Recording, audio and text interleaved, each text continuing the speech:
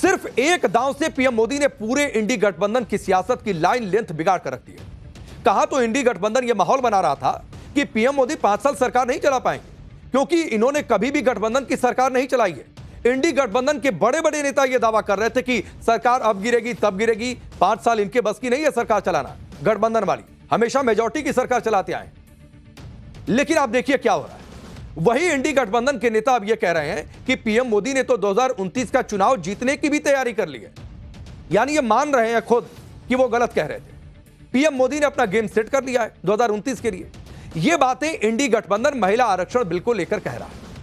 अब कल से संसद के सत्र की शुरुआत हो रही है, 3 दिनों तक चलेगा, यानी 16 से 18 तक। पीएम मोदी देश की सियासत में सबसे क्रांतिकारी बदलाव को लागू करने की शुरुआत करने वाले हैं। पीएम मोदी कल से वो काम निपटाने जा रहे हैं जो दशकों से अटका पड़ा है।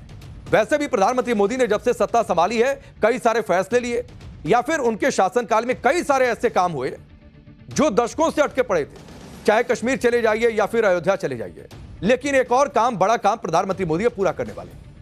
लोकसभा और विधानसभा में महिलाओं को 33% आरक्षण मिलेगा। यह ऐतिहासिक फैसला आधी आबादी को जाहिर सी बात है नई सियासी ताकत देगा। इधर इतिहास बनने जा रहा है और उधर पीएम मोदी के इस दांव से इंडी गठबंधन में गजब का हड़कंप मचा है, क्योंकि पीएम मोदी ने महिला आरक्षण और डिलिमिटेशन को एक साथ जोड़ दिया है और पूरा विपक्ष इसी एक पॉइंट को लेकर बवाल मचा रहा है कि दोनों को एक साथ क्यों जोड़ा। दोनों को एक साथ गूंथकर इंडी गठबंधन को फंसा दिया गया है। अब इंडी गठबंधन के नेताओं को समझ में नहीं आ रहा है कि करे तो क्या करे, इसका काउंटर क्या लेकर आए। यही वजह है कि इंडी गठबंधन में खलबली मची है। तमिलनाडु और बंगाल का चुनाव को भूलकर इंडी गठबंधन इस मंथन में जुट गया है कि पीएम मोदी की सियासी किलेबंदी, घेराबंदी को कैसे तोड़ा जाए और कुछ इस तरीके से तोड़ा जाए कि नैरेटिव की लड़ाई भी जीत ले। और शायद इसी हड़बड़ाहट में अब इंडी गठबंधन के नेता महिला आरक्षण बिल पर डर का माहौल बनाने में जुट गए। कोई यह कह रहा है कि दक्षिण में बवाल मच जाएगा, विरोध शुरू हो जाएगा, आंदोलन शुरू हो जाएगा, अराजकता हो जाएगी। कोई पीएम मोदी को चेतावनी दे रहा है कि हल्के में मत लीजिए। कोई मणिपुर जैसी हिंसा की धमकी दे रहा है। यानी डिलिमिटेशन पर देश को सुलगाने वाली सियासत शुरू हो गई और यही सियासत प्रधानमंत्री मोदी के सामने बड़ा चैलेंज है आज की डेट में। आज पाठशाला में आपको बताऊंगा कि कैसे महिला आरक्षण बिल पर साउथ बनाम नॉर्थ हो रहा है। क्या सच में परिसीमन में साउथ की सीटें घट जाने वाली हैं या फिर सिर्फ भ्रम फैलाया जा रहा है। आपको यह भी बताऊंगा कि राहुल गांधी ने महिला आरक्षण को लेकर कौन सा नया मोर्चा खोल दिया है। सब लोग परिसीमन की बात कर रहे हैं, राहुल गांधी कास्ट सेंसस की बात क्यों कर रहे हैं। यह भी बताऊंगा कि इंडी गठबंधन की राजनीति की काट के लिए संसद में प्रधानमंत्री मोदी की क्या तैयारी है। लेकिन पहले जो आर पार की सियासत हो रही है उसकी एक झलक आप देखिए।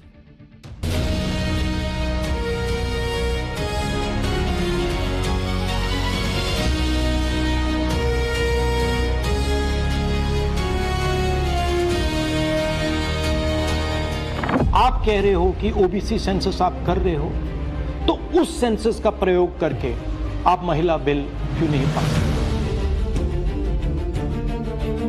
नरेंद्र मोदी, आरएसएस और बीजेपी घबरा गए हैं क्योंकि कास्ट सेंसस का डेटा आना शुरू हो गया है और उनको मालूम पड़ रहा है कि पिछड़ों की देश में सचमुच कितनी आबादी है। ये परिसीमन बड़ा खतरनाक है। ये बिल्कुल साफ हो गया है कि डिलिमिटेशन कमीशन बीजेपी के हाथ में एक हथियार है। And the southern states, some people tried to mislead in the past by saying that the southern states will lose out due to their successful family planning. अरे हमें तो अभी तक नहीं पता है कि आपने कि डिलिमिटेशन का आधार क्या होगा। तो महिला आरक्षण का है और आप देश का पॉलिटिकल मैप बदलने जा रहे हो। तो ट्रेलर देखकर आपको समझ में आ गया होगा कि देश की सियासत में हंगामा किस कदर मचा है। कोई कह रहा है पॉलिटिकल मैप बिगड़ रहा है। हर बार प्रधानमंत्री मोदी कोई बड़ा फैसला लेते हैं, सदियों से अटका कोई काम करते हैं और उसके बाद इसी तरीके की प्रतिक्रियाएं आती भी हैं। खैर, कल से संसद के विशेष सत्र की शुरुआत हो रही है, जिसमें महिला आरक्षण को लागू करने से जुड़े बिलों को संसद में पेश किया जाएगा। इसमें परिसीमन से जुड़ा बिल भी है, जिसके जरिए सीटों को बढ़ाने की तैयारी है और इसी को लेकर इंडी गठबंधन ने गदर काट दिया है। इंडी गठबंधन के नेता यह माहौल बना रहे हैं कि पीएम मोदी महिला आरक्षण को लागू करने के लिए जो परिसीमन करवा रहे हैं उससे देश में आग लग जाएगी। वो ये कह रहे हैं कि अराजकता फैल जाएगी, दक्षिण के राज्यों में मणिपुर जैसे हालात हो जाएंगे। आप सुनिए शिवसेना यूबीटी के नेता संजय राउत क्या माहौल बना रहे हैं। तो महिला आरक्षण का है और आप देश का पॉलिटिकल मैप बदलने जा रहे हो। लेकिन इस चक्कर में देश का मैप बदल जाएगा। जिस तरह से दक्षिण के राज्यों ने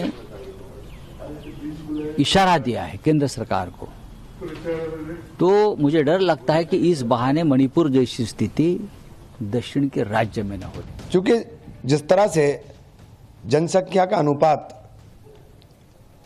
के अंदर नॉर्थ इंडिया में और साउथ इंडिया में फर्क आया, वहाँ जनसंख्या नियंत्रण पर काम हुआ, वो अगर आधार होगा और सरकार तय करेगी कि कौन सा वो तय करना है, तो एक अविश्वास के भाव बढ़ेगा।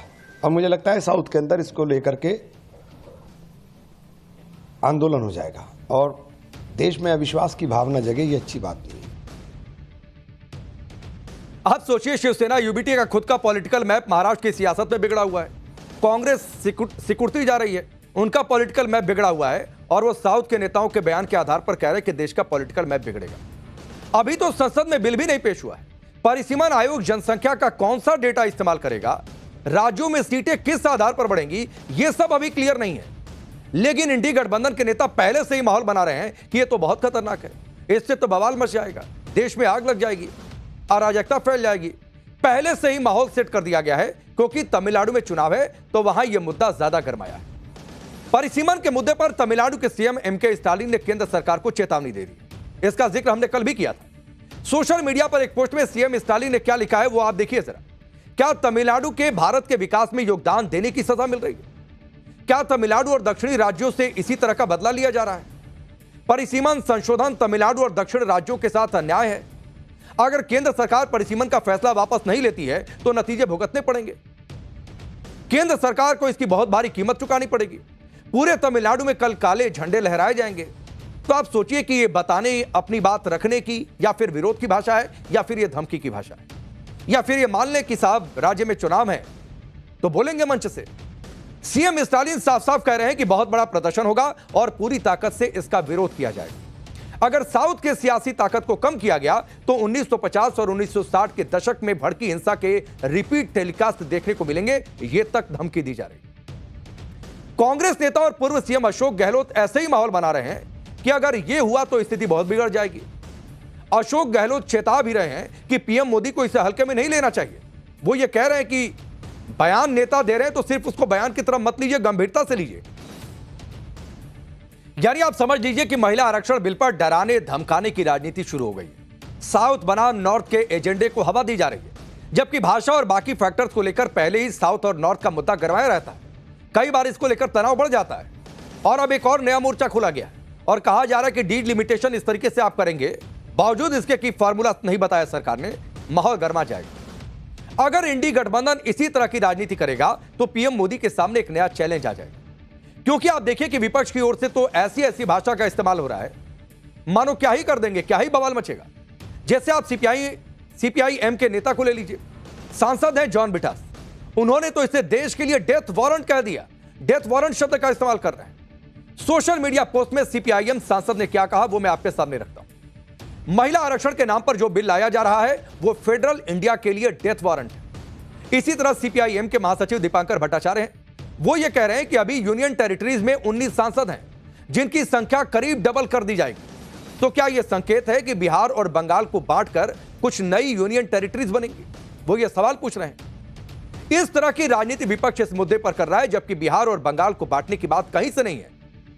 कहीं से यह नहीं है कि किसी राज्य की भौगोलिक सीमा बदल दी जाएगी। तो फिर यह बांटने वाली बातचीत कहां से आ रही? और सीपीआई-एम के नेता देश की सियासत में ही कितना उनका अस्तित्व बचा है वो खुद अपने गिरबान में झांके। इधर साउथ के कुछ राज्यों में महिला आरक्षण और उससे जुड़े परिसीमन पर बवाल हो रहा है, इधर नॉर्थ में राज्यों में भी अलग तरीके की राजनीति चल रही है। और इस राजनीति का मोर्चा राहुल गांधी, अखिलेश यादव, तेजस्वी यादव और मायावती ने संभाल लिया है। महिला आरक्षण के अंदर ओबीसी महिलाओं को आरक्षण देने की मांग पर तगड़ी सियासत हो रही है। कांग्रेस कह रही है कि अगर ओबीसी वर्ग की महिलाओं के आरक्षण की बात नहीं हुई तो सत्याग्रह के माध्यम से एक बड़ा आंदोलन करेंगे। कांग्रेस का आरोप है कि सरकार का असली छिपा हुआ एजेंडा यह है कि जातिगत जनगणना न करवाई जाए और ओबीसी की महिलाओं को आरक्षण से वंचित रखा जाए, उन्हें दूर रखा जाए इस आरक्षण से। आज नेता विपक्ष राहुल गांधी भी इस विवाद में कूद गए और यह मांग रखी कि पहले जाति जनगणना करवाई जाए, उसके बाद जनसंख्या के हिसाब से महिला आरक्षण के अंदर ही पिछड़े वर्ग को भी आरक्षण दे दिया जाए। सुनिए आप राहुल गांधी क्या कह रहे हैं। प्रधानमंत्री नहीं चाहते कि कास्ट सेंसस, नए सेंसस, ओबीसी सेंसस के बेसिस पे यह निर्णय लिया जाए।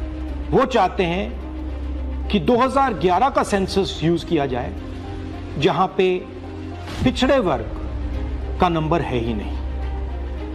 वो आपकी जो भागीदारी है उसको आपसे छीनना चाहते हैं। हमारा कहना है नया सेंसस चालू हो गया है, आप कह रहे हो कि ओबीसी सेंसस आप कर रहे हो, तो उस सेंसस का प्रयोग करके नरेंद्र मोदी, आरएसएस और बीजेपी घबरा गए हैं, क्योंकि कास्ट सेंसस का डेटा आना शुरू हो गया है और उनको मालूम पड़ रहा है कि पिछड़ों की देश में सचमुच कितनी आबादी है। वो नहीं चाहते कि आपको अपनी सच्ची आबादी के बेसिस पर भागीदारी मिले। ये सिर्फ पिछड़े वर्ग के खिलाफ नहीं है, ये एंटी नेशनल एक्टिविटी की जा रही है, क्योंकि पिछड़ा वर्ग 50% है। सच्चाई ये है कि अगर जो मोदी जी चाहते हैं हो जाए, तो जो छोटे स्टेट्स हैं, साउथ के स्टेट्स हैं और नॉर्थ ईस्ट के स्टेट्स हैं, उनका रिप्रेजेंटेशन कम हो जाए, उनको भयंकर नुकसान होने वाला है। और मैं इसको एंटी नेशनल एक्टिविटी मानता हूं। हमारा जो स्टैंड है वो बिल्कुल क्लियर है।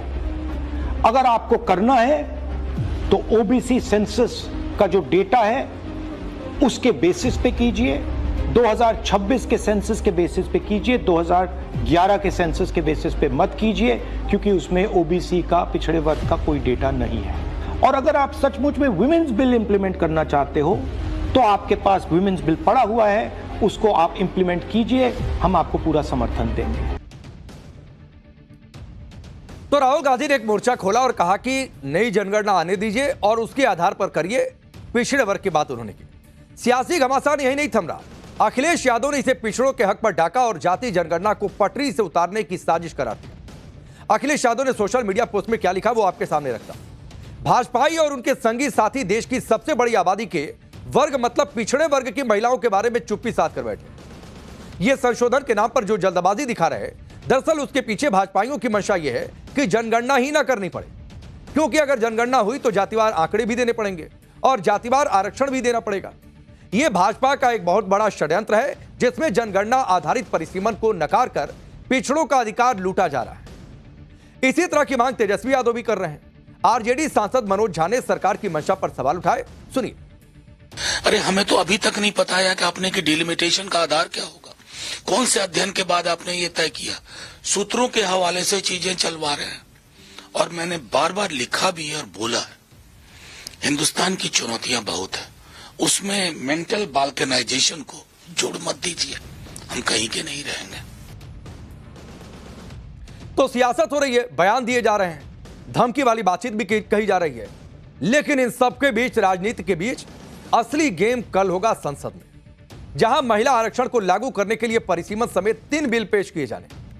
संसद में विपक्ष की क्या रणनीति होगी, क्या स्टैंड होगा, इसे लेकर आज दिल्ली में मल्लिकार्जुन खड़गे के आवास पर विपक्षी दलों की एक बैठक हुई। इसकी तस्वीर आपके सामने। और इस बैठक में यह तय हुआ कि विपक्ष महिला आरक्षण के समर्थन में है, लेकिन परिसीमन का विरोध करेगा।